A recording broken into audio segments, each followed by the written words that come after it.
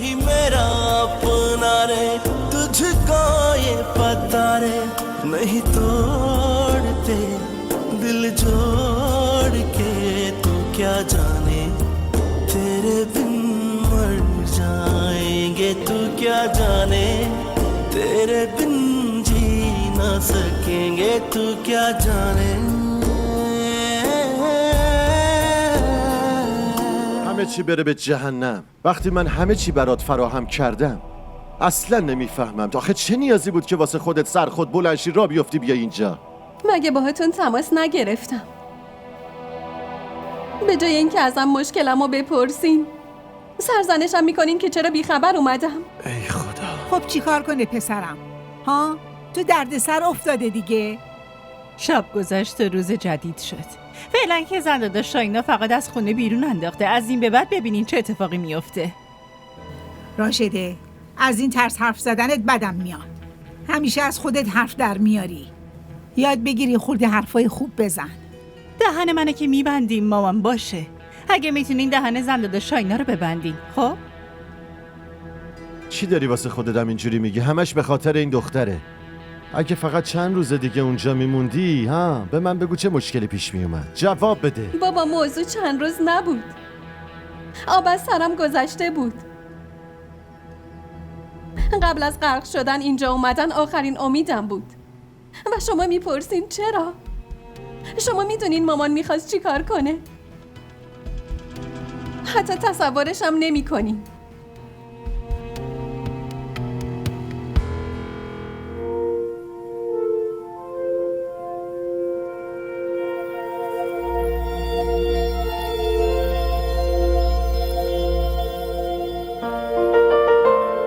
من میدونستم اینطوری میشه. اگه زنده شهناز از دهنش نمیگفت بازم از طرز رفتارش مشخص بود. از دیروز عصر تا حالا یه روز شد ولی تو اصلا به هم زنگ نزدی هارون. این چه معنی میده؟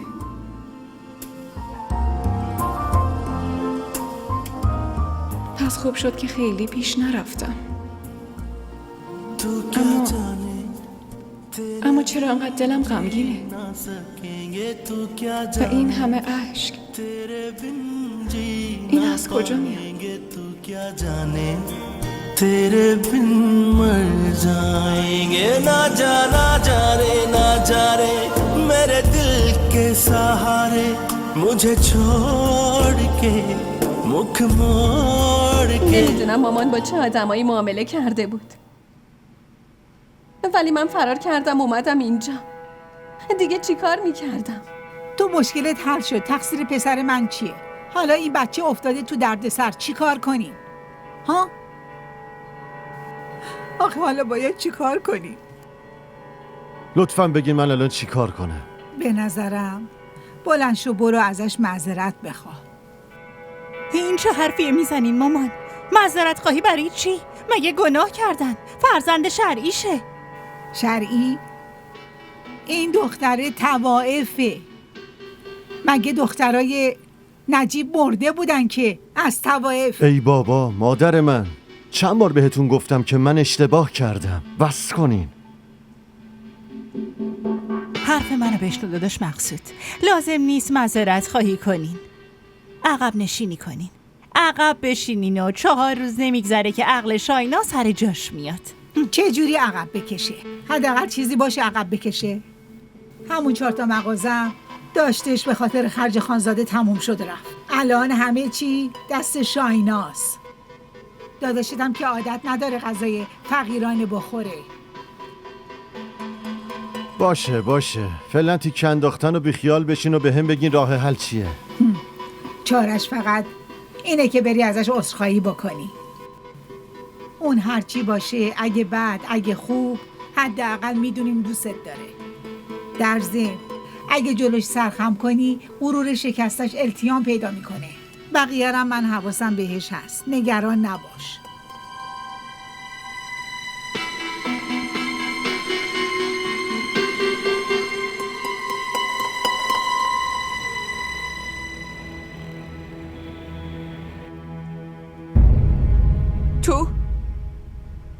من به روی تو همه ی درای این خونه رو بسته بودم. چجوری اومدی داخل؟ آره در خونه رو که بستی ولی دروازه‌های قلبت هنوز بازه مگه نه؟ دروازه قلب؟ مگه قلبی هم مونده؟ همه ی قلبم نابود شد و رفت. گوش کن شاینا عزیزم، ازت خواهش میکنم. یه اشتباهی بود که ازم سر زد. اشتباه سر زد. اشتباه اونیه که در لحظه تموم میشه، ولی تو اشتباهتو 20 سال بزرگ کردی و قد کشیدی. نه شاینا، اون فرزند خودمه. مادر اونو خیلی وقت پیش ول کردم، ولی دخترمو دیگه نتونستم بذارم خب کنار. کی گفته ولش کنی؟ من دارم میگم که منو ول کن. نگو. این چه حرفیه که میزنی؟ تو راجع به من چی فکر میکنی؟ من بدون تو میمیرم. اگه تو بخوای جلوی چشم من باشی، منم که میمیرم. خواهش میکنم منو ببخش شاینا. نمیتونم ببخشم. هر اشتباهی که قابل بخشش نیست. حداقل یکم از خدا بترس. خدا با اون بزرگیش میبخشه. آره میبخشه، ولی تا وقتی که من نبخشم اونم نمیبخشه.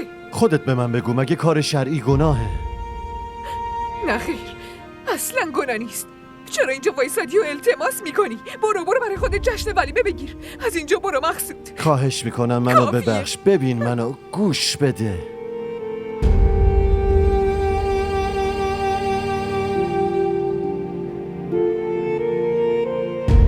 این چه بلایی بود که به سرم اومد.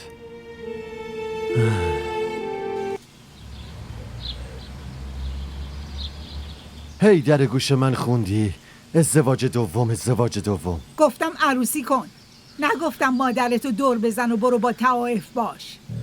اگه حرف منو گوش میکردی الان برات یه نجیب زاده میگرفتم. بقیهشم خودم حواسم بود، اما نخیر. تو که ترس داشتی. ترس. به جای متلک و کنایه زدن میخواین کمکم کنین یا از اینجا بذارم برم؟ داداش جان لازم نیست که جایی بری. من که میگم خیلی هم خوب شد. تو واقعا عقلتو از دست دادی. آخه این حرفا چیه که میزنی؟ مامان راست میگم، کاملا درست میگم. یه ترس بود که اونم تموم شده، شم دیگه رفت. ولی داداش قبل از اینکه زن داداش شاینا رو سرت سوار بشه، من میگم خودت قدم اولو بذار. باشه؟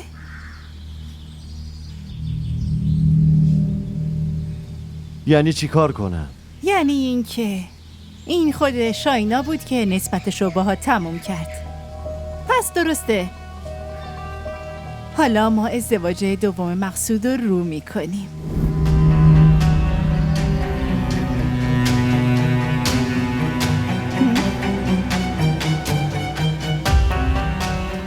ازدواج.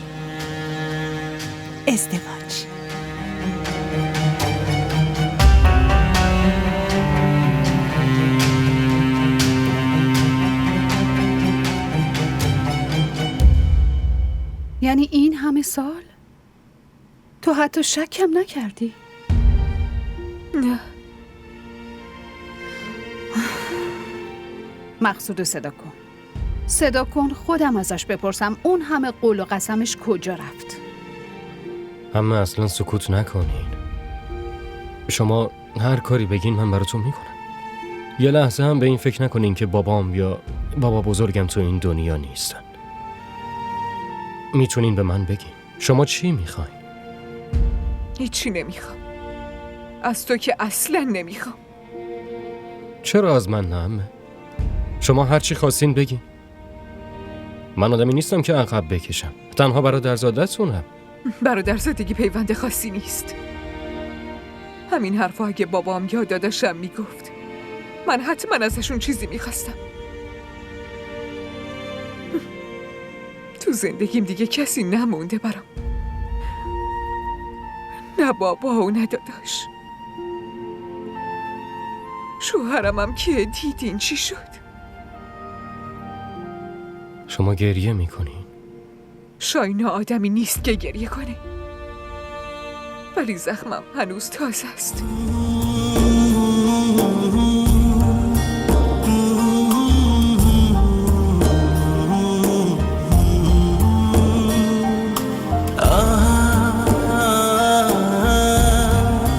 آه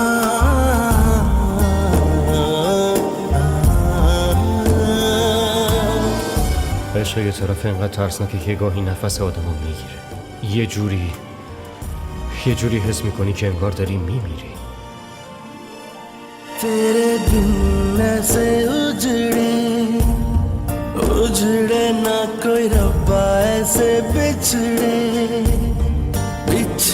तो ये जान भी उछड़े फिर सांस ही उखड़े कहूँ किसका ये दुखड़े.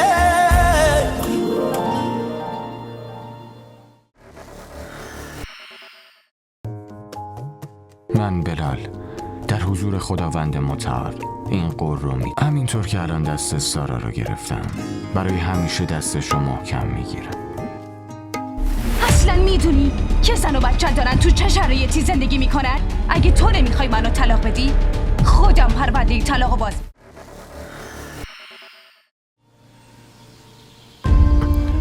به من نگاه کن هانی.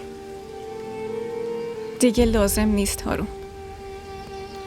اینقدر زود تصمیمتو گرفتی؟ تصمیم؟ چه تصمیمی؟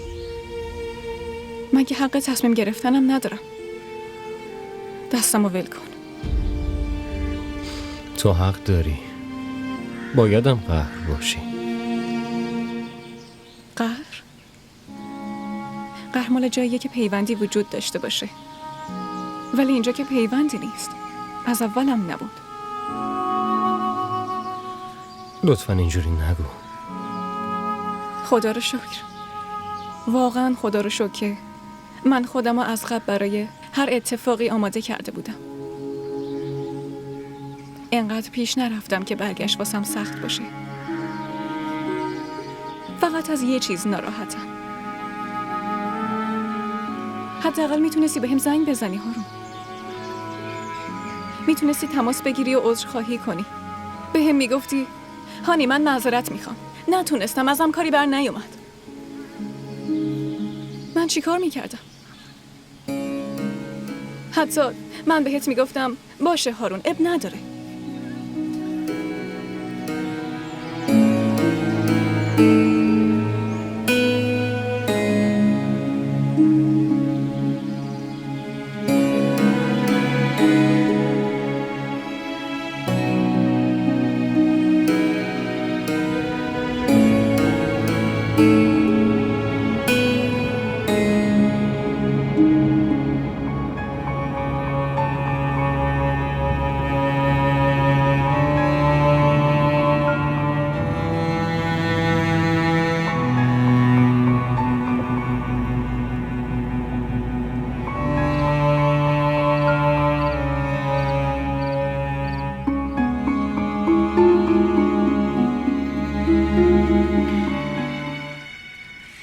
بابا نگاه کنین مامان مرتب داره زنگ میزنه.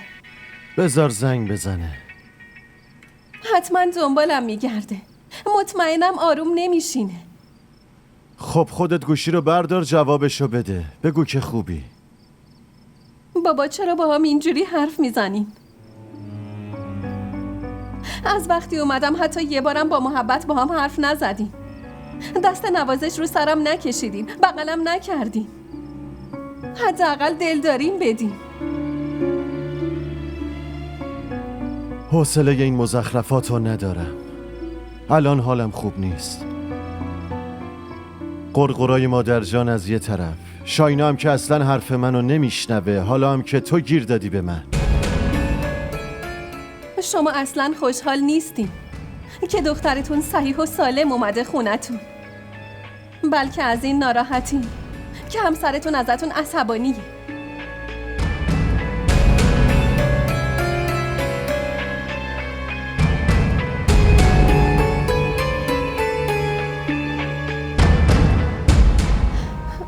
بابا اگه مامان دنبالم بگرده و تا اینجا برسه چی؟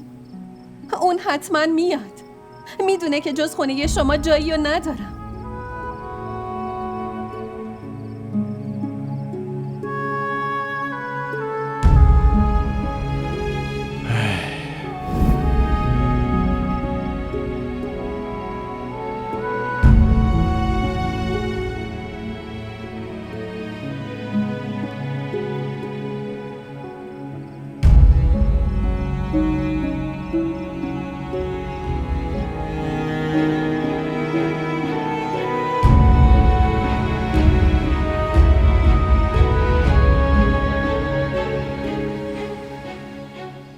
هانی چرا نیومده؟ هانی خانم گفت که صبحونه نمیخوره. چرا؟ نمیدونم شاهین خانم، دیشبم شام نخوردن. من خیلی بهشون گفتم که با شکم خالی نخوابن، ولی به حرفم گوش ندادن. چرا دیشب به هم نگفتی اینو؟ حالش که خوبه آره؟ حالشو که نمیدونم، ولی از دیشب خیلی ساکتن. من بهش باشه ولش کن، خودم میبینمش.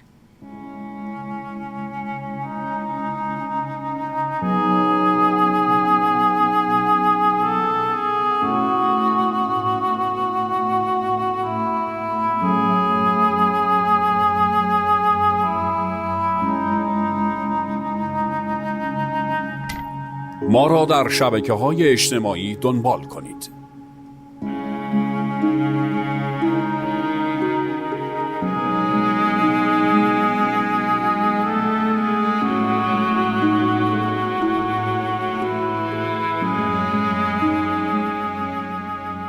تو دنیا آدمای ترسو اینجوری تو اتاق خودشونو حبس میکنن.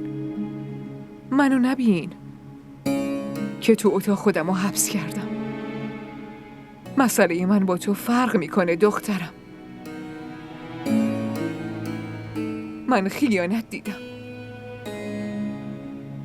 تو زندگی دیگه هیچی برام نمونده، ولی واسه تو که هیچی هنوز تموم نشده عزیزم. من از خودم عصبانیم مامان شاینا. با وجود اینکه میدونستم این همه پیش رفتم، حالا هم واسه برگشتن دارم اینقدر اذیت میشم. خب کی بهت گفته به عقب برگردی؟ اگه عقب برنگردم پس چیکار کنم؟ اینقدر زود شکست و قبول نمی کنن. با از دنیا بریدن چی رو به دست میاری؟ شرایط هر جور باشه باید وایسی و مبارزه کنی. من از دنیا نترسیدم. مبارزه کردن با خودم واسم دشواره. هارون تماسی چیزی نگرفته باهاش حرف نزدی؟ همینجا دیدمش. میخواست تصمیم جدیدش رو بهم بگه، ولی من نذاشتم حرفشو بزنه. کار خیلی خوبی کردی. باید همینجوری باهاش رفتار کرد، انگار که اصلا برات مهم نیست. خب بعدش چی میشه؟ اون چیزی میشه که تو میخوای عزیزم. من هیچی نمیخوام مامان شاینا. هارون رو هم نمیخوای؟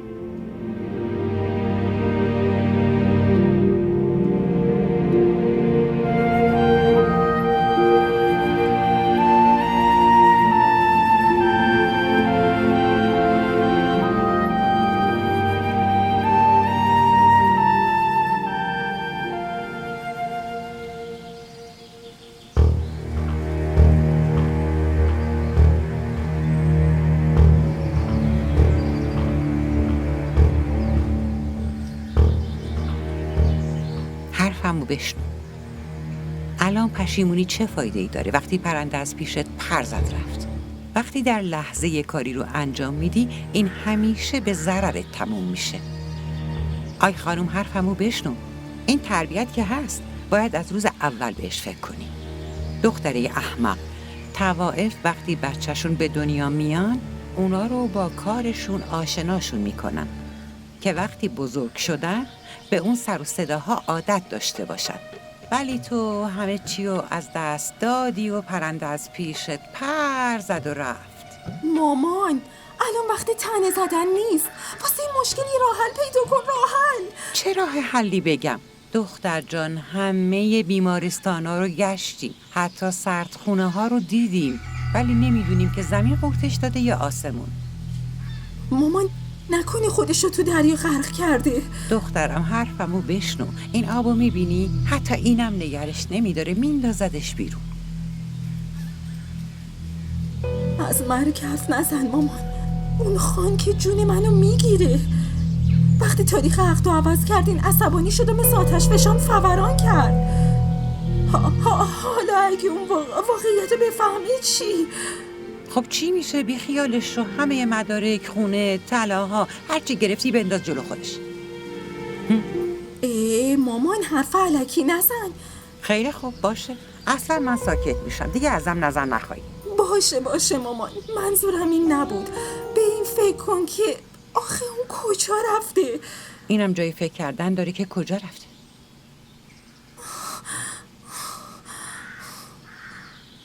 حرف من کجاش اینقدر تعجب داره آقای مدیر؟ شما همون چیزی رو شنیدین که من گفتم. بله حتما بقیه برگه ها رو من خودم بانک میام و امضا میزنم. شما فقط کارتون رو انجام بدین. خب درسته، هرچقدر زود که میشه کارا رو راست و ریست کنین. خداحافظ.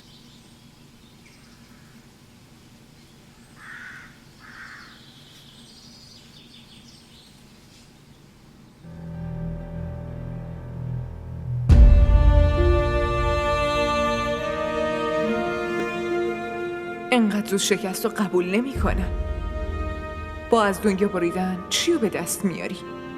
شرایط هر جور باشه باید وایسی و باهاش مبارزه کنی.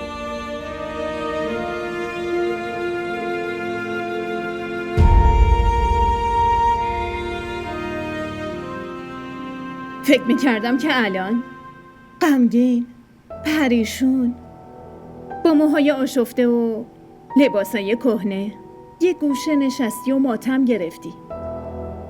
ولی تو که ماشالله بهت. رویات بود یا خواستت؟ عجبا، واقعا که هیچ تأثیر رود نذاشته. هم عقلت کار میکنه و هم حاضر جوابی. منظورت؟ والا تو که به ما نگفتی، ولی واسه ما خبرها رسید که زندایی شاینا به وصلت تو و هارون نگفته. برو تاییدم از همونی بگیر که این خبر رو بهت رسونده. باشه اینو نگو، حداقل اینو بگو که واقعا ناراحت نشدی. آزرا، ما اونقدر صمیمی نیستیم که من بخوام از غم و شادی خودم قصت بگم. ولی هارون واقعا پسر خوبی بود. تو واقعا به خیالش شدی؟ پس یعنی این که تو ازش خوشت نمی اومده و یا اونم داشته باهات وقتشو میگذرونده. ببین منظورم اینه که چطوری تونست طرف مامانشو بگیره؟ آخه یه خودی باید نشون میداد نه؟ تو چرا نمیری این سوالا از اون بپرسی ها؟ از اونم میپرسم، ولی الان دارم به این فکر میکنم که زندایی شاینا ناراحت و تو رو کاملا فراموش کرده، وگرنه برادرزاده واقعیشه. وقتای دیگه که خوب پوزشو میده. تو داری از حدت میگذری. واقعا منم همین فکر رو میکنم. دیگه میرم.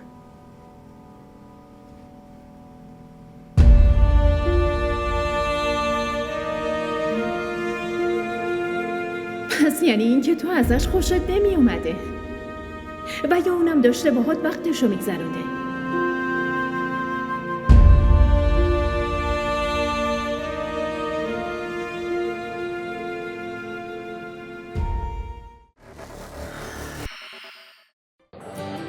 بگو ببینم خوشگله. ببینی وقتی آدم عاشق یکی میشه دیگه نمیپرسه که چقدر خوشگله. شاید اون از همه خوشگل‌تر باشه. این عشق عزیز دلم، آب نیست که هر وقت تشنت شد بگی یه لیوان آب بده. برای آب باید هزینه‌شو داد، به همون قیمتی که تشنه‌های کربلا پرداخت کردن.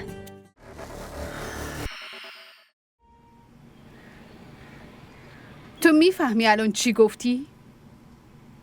با فکر و دقت این حرف رو زدم مامان. میخوای منو اذیت کنی؟ مامان من کجا اذیتتون میکنم؟ من که دارم از حرفاتون اطاعت میکنم. تو واقعا به این میگی اطاعت؟ مامان شما گفتین با هانی ازدواج نکن و اسمشم دیگه نیار، درسته؟ این تصمیم شما بود و من هیچ وقت ازدواج نمی کنم. اینم تصمیم منه. واسه این نمیتونین به هم زور بگین مامان. من حرفتون رو قبول کردم. لطفاً دیگه اذیتم نکنین.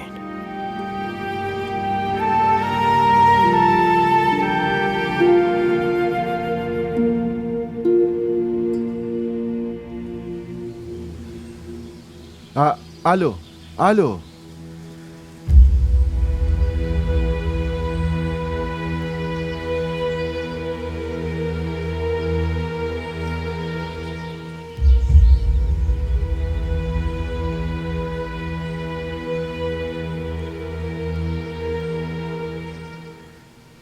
الو جناب مدیر خوب هستین؟ من مقصود هستم. بله آقا مقصود، منم میخواستم باهاتون تماس بله؟ آقا مقصود، همسرتون شاینا خانم همه حساباتون رو مسدود کردن. شما نمیتونید پول بگیرین و نه معامله انجام بدین. به هر حال ما وظیفمون اینه که از دستورشون اطاعت کنیم و با این حساب شما دیگه تو این شرکت هیچ درصدی سهم ندارید. خدا نگهدارتون.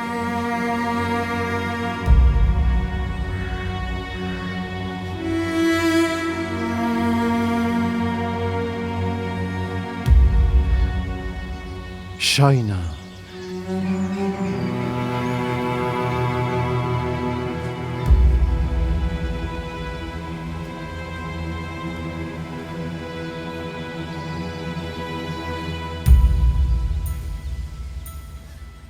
من تو آسینم ماری به اسم مقصود رو پرورش داده بودم خاله ممتاز. ولی اینقدرم دیوونه نیستم. با وجود دونستن همه چی دست رو دست بذارم و بشینم. بله ما هم خیلی وقته یه گوشه نشستیم و هیچ وقتم دهنمون رو باز نکردیم. آره خب پدرم بهای بستن دهنتون رو داده بود. گروگان که نگرفته بودین. آره خب درسته. پسرتون رو آزاد کردم دیگه. بفرما تو داری چی میگی؟ مادر این حرفا چیه که میزنی؟ یه لحظه ساکت باشین لطفاً. خب چی کار کنم؟ قربون صدقش برم آره؟ بگم آفرین شاینا کار خوبی کردی، سهامشو ازش گرفتی، اختیاراتشو ازش گرفتی، حسابش هم مسدود کردی و از زندگیم بیرونش کردم. پسرتون رو آزاد کردم. استقلالتون رو بهتون تبریک میگم خاله ممتاز. من که میگم خونتون رو حسابی چراغونی کنید. دختر اینقدرام ساده نیست. پسرم چند سال زندگیشو زیر سایه این درخت بی ثمر گذروند. الانم چند سالی که از داشتن بچه محرومه. محروم؟ کدوم محرومی؟ زیر سایه درخت بی ثمر نه، بلکه زیر سایه خنک چاندی، زیر سایه پولا و آسایش و راحتی شاینا سعادت زندگیشو گذرونده و شما از محرومیت حرف میزنی؟ تو داری میبینی؟ بعد اون وقت به من خواهش میکنم مادر بس کنید. شما دارین بدتر دعوا را میندازین. بذارین من خودم با شاینا صحبت میکنم. ببین شاینا عزیزم، ببین هر اتفاقی که افتاده به خاطرش من ازت معذرت میخوام. منم بخشیدم تو رو. چی داری میگی؟ حالا برو. میشه بگی چطوری بخشیدی؟ منظور من اینه که گوش کن. تو به من گفتی برو خونتو چراغونی کن. چراغونی هم میکنم، جشنم میگیرم. ممتاز انقدر ضعیف نشده، هم عقلش خوب کار میکنه هم دستاش.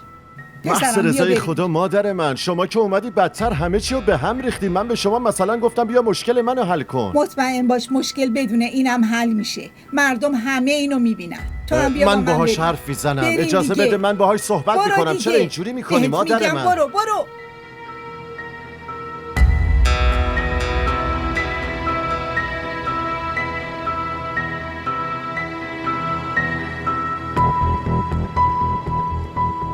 پول به دست آوردن خیلی راحته، اما پس انداز کردن و درست خرج کردنش خیلی سخته. اما تو کی میخوای اینا رو بفهمی؟ باشه خواهش میکنم بس کن. از اولشم عقل من کار نمیکرده. عقل؟ تو اگه عقل داشتی که الان کارخونه داشتی، ویلا داشتی. دروغ گفتم؟ تو دستت خالیه. اون ویلا که سعادت به اسمت کرد الان کجاست؟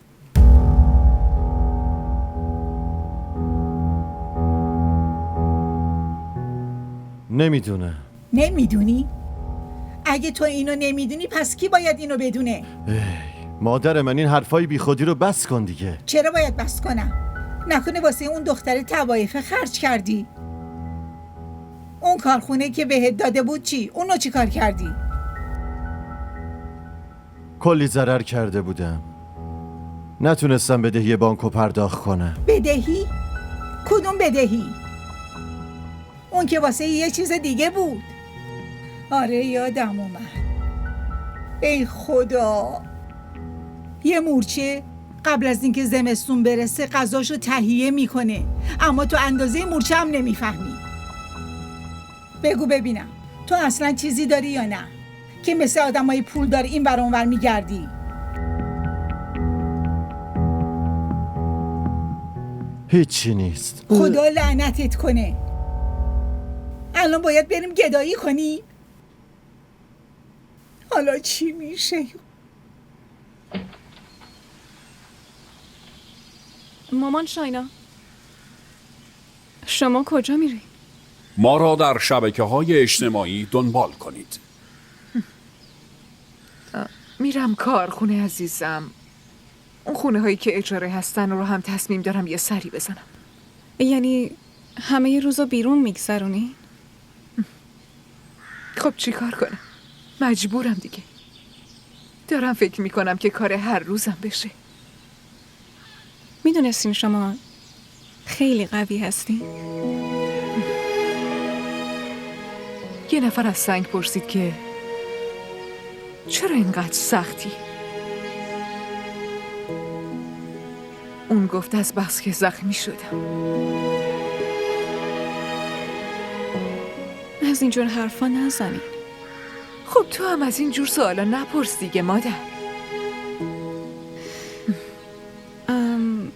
منم باهاتون بیام. خب میخوای اونجا چی کار کنی؟ مامان شاینا، شما کل روز خونه نیستین. منم دلم تنگ میشه. خب باشه عزیزم، پس دلتنگیمون از بین ببریم ها. من 2 دقیقه دیگه میام. باشه؟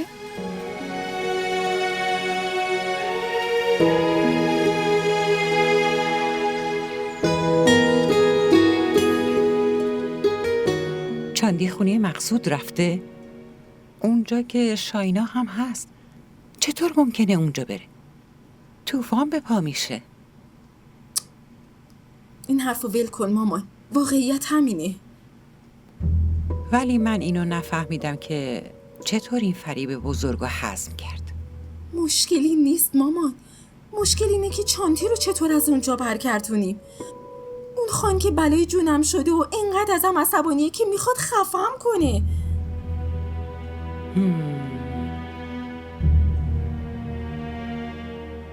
یه چیزی توی ذهنم اومد. تو یه کاری کن، خان رو صدا بزن. آدم بزرگ و پولداریه. با آدماش در خونه اون بره و اونجا شر بپا کنه که زنم و باباش دزدیده و خونش نگهش داشته. همین.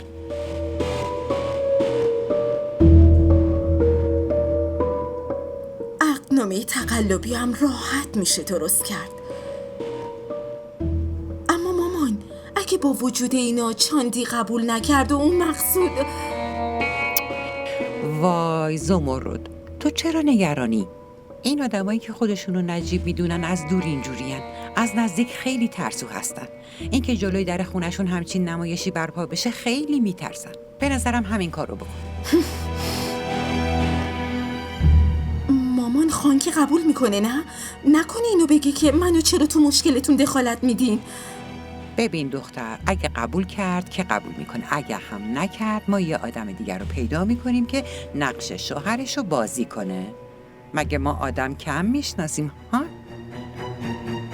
الکی نگران میشی، همه چی درست میشه.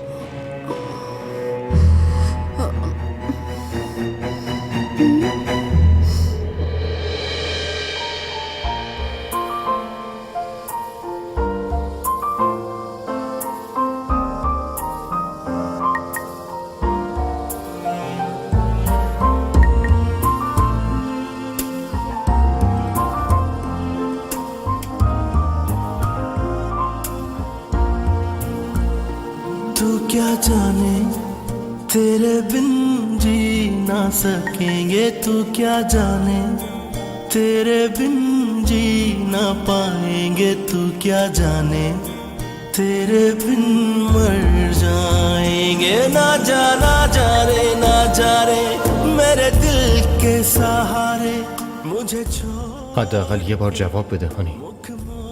میدونم گوشید دستته. तू ही मेरा अपना रे, तुझको ये पता रे नहीं तोड़ते दिल जोड़ के, तू क्या जाने तेरे बिन मर जाएंगे, तू क्या जाने तेरे बिन मर जाएंगे, तू क्या जाने।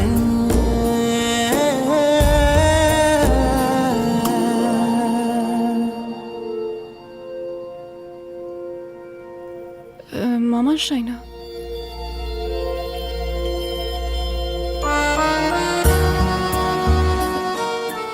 مامان شاینا پیاممو نخونین. من اصلا پیاماشو جواب ندادم. خودش همش بهم پیام میده و منم حذفشون میکنم. گوشی تو خاموش کن. باش. بده ببن. برو دست و روتو بشور. قیافتو ببین. अब तू ही बता दे कैसे जीना है सिखा दे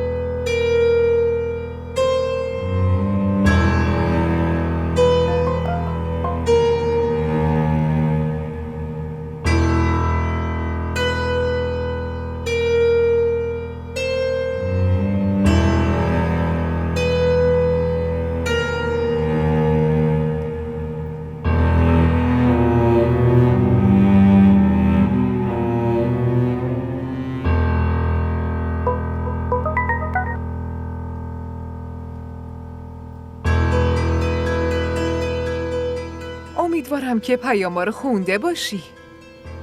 حالا فکر نکنین از غم جدایی شما این پیاما رو براتون فرستادم. همین الان برین گوشی پسرتون رو چک کنین. پیاماشو از طرف دختر من هیچ پاسخی داده نشده، هیچ چی نگفته. دخترم به حرف من گوش داده.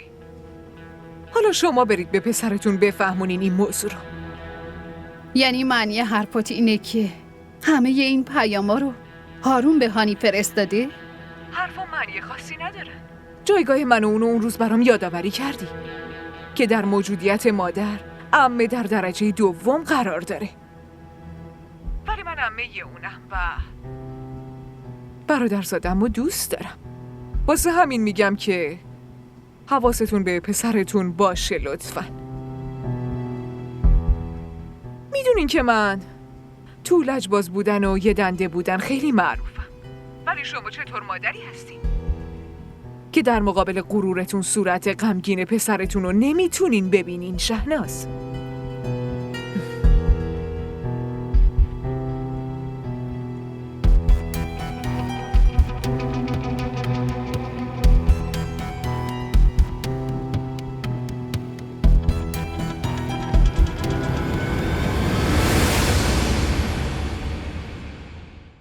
الانم رفته بودیم خواستگاری برای مقصود. گفتین واسه مقصود؟ آره برای مقصود. بچم مقصود خیلی بدشانسه. تو ولش کردی، اونم دختر طائف رو ول کرد. نمیتونم بذارم که بچم تنها بمونه. میخوام واسهش زن دوم بگیرم. و مقصود؟ من با مقصود حرف زدم، اونم قبول کرد. اگرم باهاش حرف نمیزدم بازم اون رو حرف نمیزد. اوضاع همینجوری شده دیگه. چه اوضاعی؟ راشده حالا هر حرفی رم که نمیتونیم بهت بگیم زنده داشت. در ضمن شما به داداش مقصودم هم ظلم کردین. اگه از اول به زور کنار خودت نگه نمیداشتیش و برای ازدواج دوم بهش اجازه میدادی، الان تو نسل بابام خونه یه طوائف نبود. البته هنوزم خیلی دیر نشده. الان بهترین فرصت مامان جان، چون من و مامان این دفعه عقب نمی کشیم. بهتره که اینو بدونی. بریم مامان.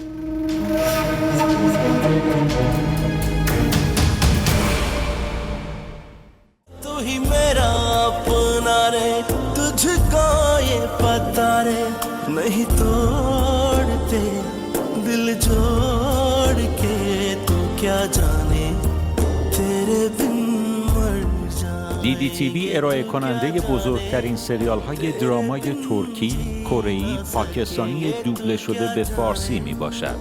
لطفاً سابسکرایب کنید و عضوی از خانواده ما شوید.